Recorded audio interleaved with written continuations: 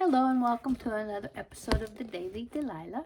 I will be reading out of Isaiah 53, 1 through 12. And in my book, it says 1 through 23, but there's no 23.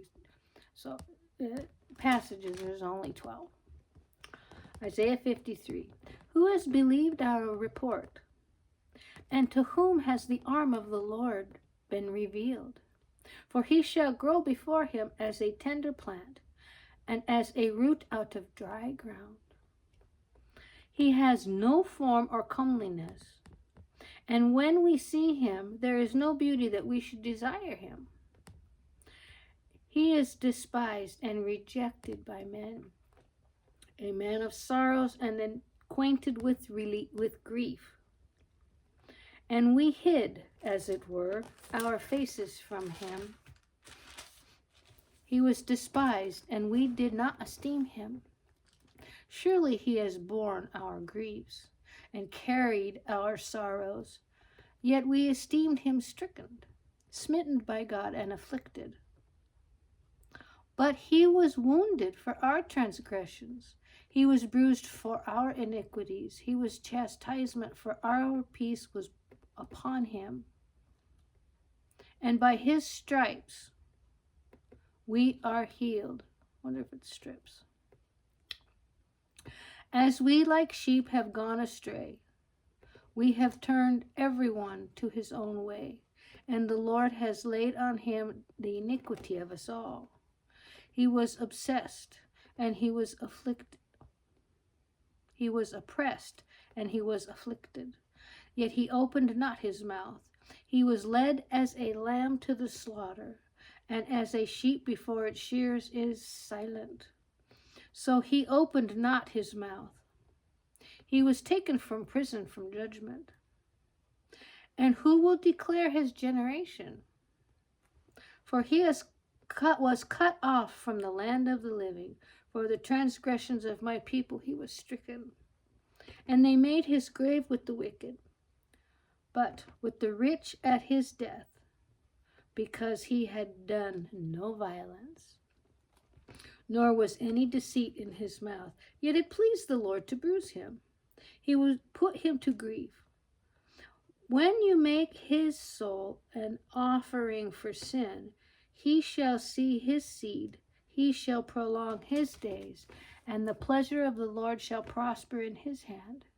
He shall see the labor of his soul, and be satisfied. By his knowledge my righteous servant shall justify many, for he shall bear their iniquities.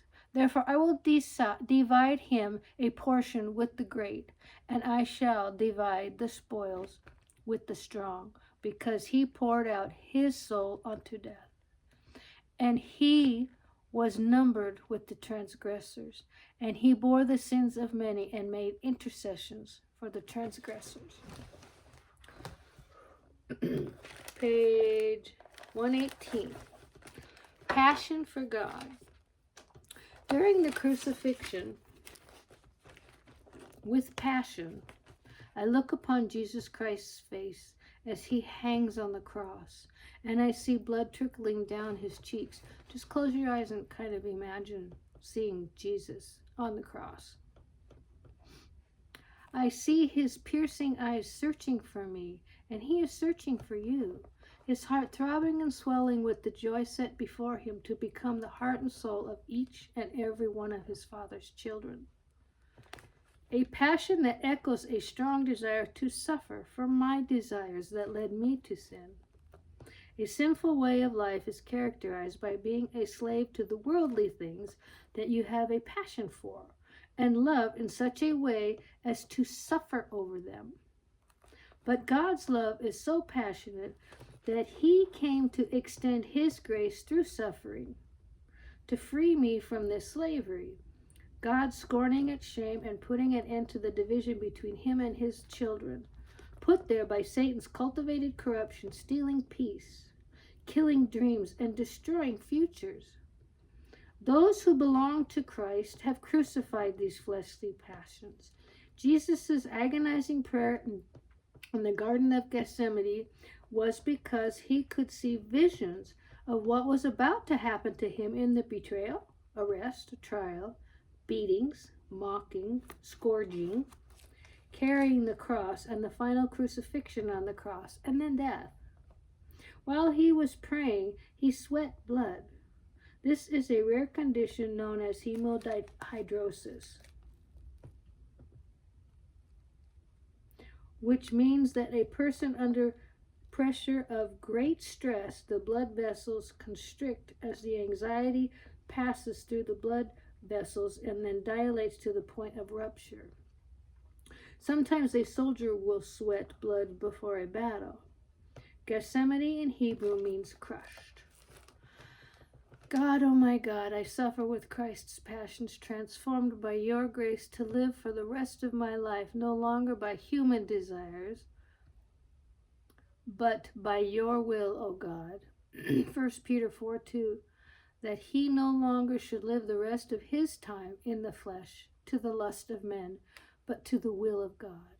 The passion for God finds its climax in the crucifixion. In Isaiah 53, God reflects the prophecy of Christ known as the suffering servant or the sin-bearing Messiah. Very powerful passage. Very powerful.